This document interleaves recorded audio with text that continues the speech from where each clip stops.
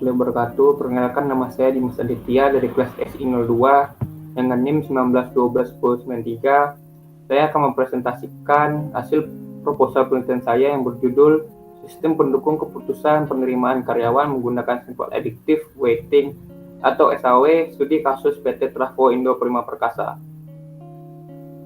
Baiklah, yang pertama kita akan masuk ke latar belakang, yaitu seiring dengan berkembangnya ilmu pengetahuan dan teknologi saat ini dan semakin ketatnya persaingan bisnis membuat setiap perusahaan terus berusaha meningkatkan dan mengembangkan kinerja perusahaan.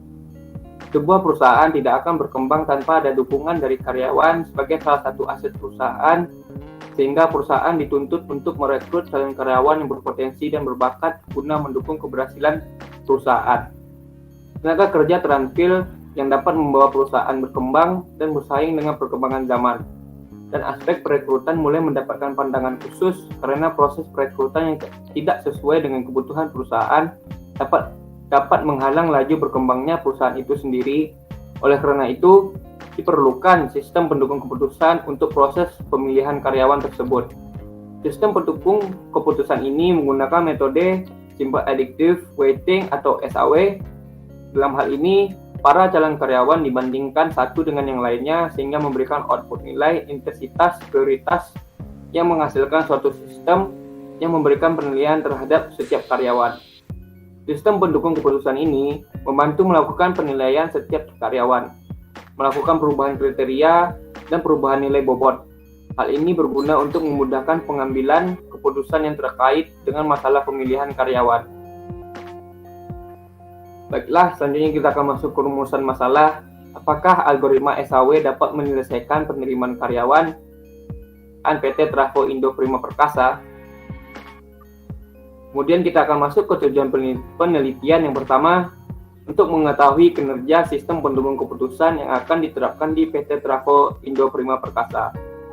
Yang kedua, untuk mengetahui berapa data penerimaan di PT Trafo Indo Prima Perkasa. Kemudian yang ketiga, membangun sistem pendukung keputusan untuk membantu dalam menentukan siapa saja yang layak mendapatkan penerimaan karyawan berdasarkan kriteria yang sudah ditentukan oleh PT Trafo Indo Prima Perkasa.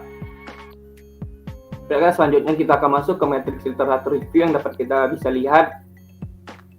Kemudian hasil matriks R sebagai normalisasi berikut yang dapat kita lihat. Kemudian saya akan menjelaskan proses perankingan.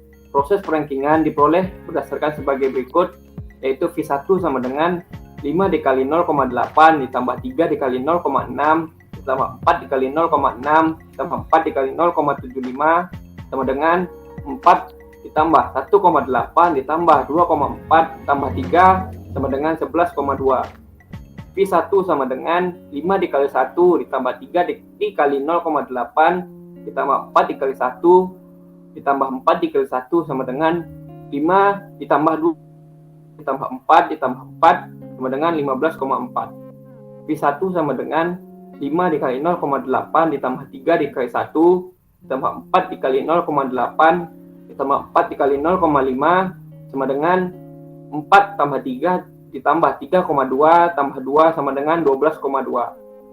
Maka dari hasil proses perhitungan di atas dapat diketahui nilai terendah hingga tertinggi yang didapatkan oleh setiap calon karyawan. Kemudian kita akan masuk ke alur penelitian.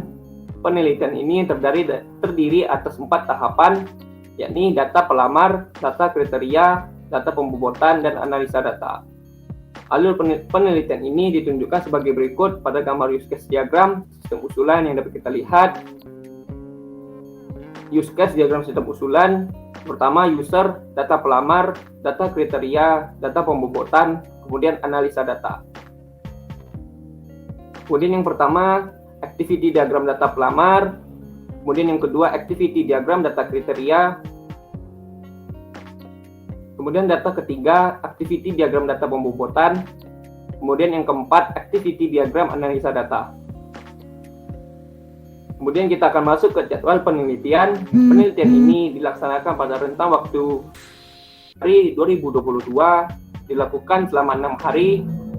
Berikut ini adalah jadwal kegiatan berdasarkan alur yang sudah digambarkan sebelumnya. Baiklah, kita akan masuk ke tabel jadwal kegiatan. Yang pertama, kajian pustaka, kedua identifikasi masalah, ketiga analisis permasalahan dan pemecahan masalah.